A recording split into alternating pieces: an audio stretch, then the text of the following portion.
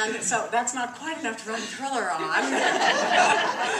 So I got online and I looked for the Kodiak Naval Base that is now Kodiak Coast Guard Base. And I just sort of they had a list of all the ships. And I started scrolling through the names. And one of the names was Alex Haley, a writer. Well, okay. So I clicked on that page, and Alex Haley popped up, and the commander of the Alex Haley had a page. And he didn't have his email address on it, but they had a welcome to the crew page where it gave you all the information that you needed if you had been assigned to the Alex Haley and were moving to Kodiak, you know, schools for the kids and homes and stuff like that. And also what your email address would be. You put your name and then at, I think it was, uscoastguard.mil.alexhaley or something like that. So I looked at the captain's page name, and I looked at that, and I put them together, and I emailed it. And I told him what I was doing, and all I really asked him to do was, asked him if I could do was just ask him some questions. You know, I was pretty humble back then. And imagine. And he wrote back to me within 24 hours, and he said, come on down. So I got on a plane and went down to Kodiak. I spent a day and a half with, at that time, Commander Barclay Lloyd.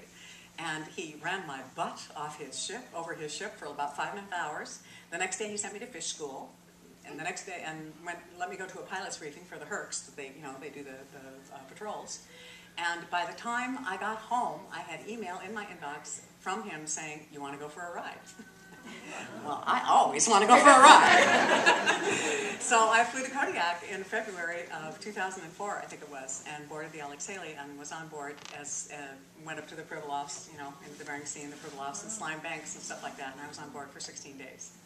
And I talked to all the crew. They were amazingly nice to me. I had nothing but questions because I knew nothing, and they just were so accommodating and so tolerant of this little person going yap, yap, yap, yap, yap all around behind him, why do you do this? Why do you do that? How come you do that? It's just, and I was taking all kinds of notes and stuff, and that was pretty much the basis of Blindfold Game. That experience was Blindfold Game. And they helped me do the plot. Then after that, that particular captain was captain of Monroe, which is a 478. And he basically wrote to me and he said, do you want to go for another ride?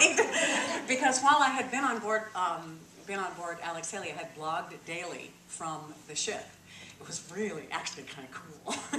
Because, I'd follow these guys around and I'd take pictures of what they were doing, and I'd type it up. And their family at home, the people on the boat, they've already lived through this one day. They don't want to write back to their family. They just basically want to say, love you, going to bed, bye, So I had blogged on board, and the reaction had been incredible. The family was so heartwarming to see the comments from the families, and kind of funny too. He never tells me what he's doing out there. I said, thank you so much. So I think that was Captain Lloyd's impetus behind asking me if I wanted to go on an EPAC patrol. So I spent 7 weeks on Monroe off the coasts of Central and South America, interdicting drugs and illegal immigrants and stuff like that. Has he emailed you lately for another trip? No, I think, I tried to, I got to know him and his family pretty well, and I emailed him here, oh God, what was it, last year? And it came back, so I think he's probably, I think he's maybe has left the Coast Guard. He did tell me, and I did get some email communication from him and his wife, and he was looking for a job on shore. So I think he pretty much had it. He was ready to move on. Yeah. It was again, I got an incredible response from, I got to go, and you get to go all over the ship. I was really scared of the chiefs. Because those guys are so tough, and they are so smart, and, all the rest of us could fall overboard, and the chiefs could get the job done. But those guys, they're so incredibly capable. They're all, I think, engineers at heart, the ultimate can-do people. And those boats are not new. Those ships, I should say, are not new. In 2007, when I was on Monroe, they were building 410s in, I think it was Alameda.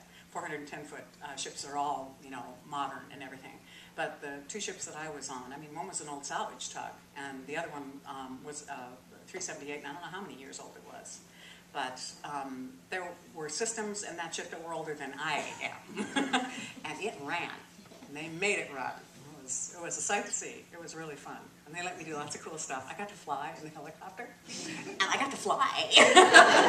But we didn't tell anybody that. Because, you know, the captain said, we're not going to put that in the blog, Dana. I said, okay. It was great. I got to jump off the side of the ship in 8,000 meters of water. They had what they call a swim call.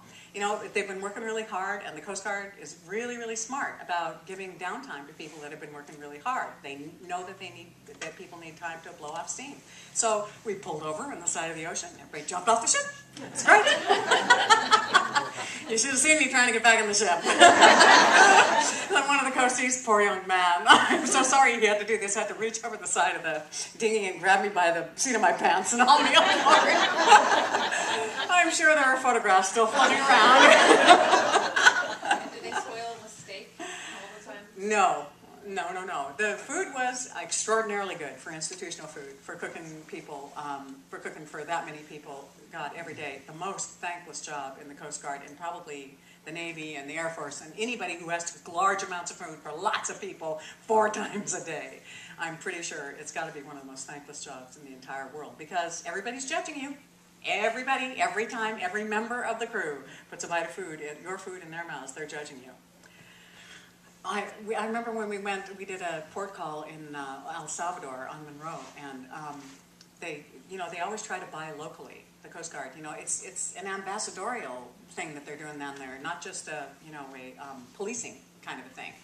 So they're dropping, a port call on average. I asked the support officer how much on average we spent at these port calls, and he said about $50,000. What with the port fees, but they always try to buy food, as well, fresh things. So they bought some El Salvadoran chickens, which were then ever after on the patrol referred to as mutant chickens. They were just the most ugly things you ever saw, huge and tough as old boot leather. I'm pretty sure the cooks tried really hard, but I don't think anything edible was ever made of the mutant chickens.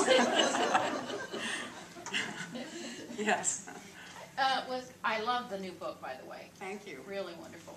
A friend and I were talking about Kate, and she and we're both great Kate fans. But she said it's always been a puzzle to her because Kate is Aleut, but she seems more Athabascan to this. So I just wondered if you have a comment. Well, I had a friend who said, no, Kate's not an Aleut, she's a Tlingit. Okay. Whatever you say. I don't have an answer for that. I'm proud that any tribe would accept Kate in their ranks. I'm absolutely proud of that. Probably the best compliment I have ever had in my life and will ever have as an Alaskan writer was at a writing class at APU in Anchorage, and there were like 30 people in this room. And they were reading, it was some Finarchy class that I think basically it was being taught by a psychology professor that wanted to read mysteries. So she was looking at the psychological aspect of mysteries or something. It was some Finarchy thing. Anyway, they decided that they were going to read one of my books. And they asked me if I would come and talk to the class, and I said, sure. So imagine, if you will, there's 29 white people, some men, and one tiny little native girl from Nustoyahuk named Stephanie. And, she was from a village. She was a village girl. And culturally, village girls are not necessarily raised to speak up. So this is tough for her. So I'm carrying on like I usually do. I'm not exactly a sedate speaker.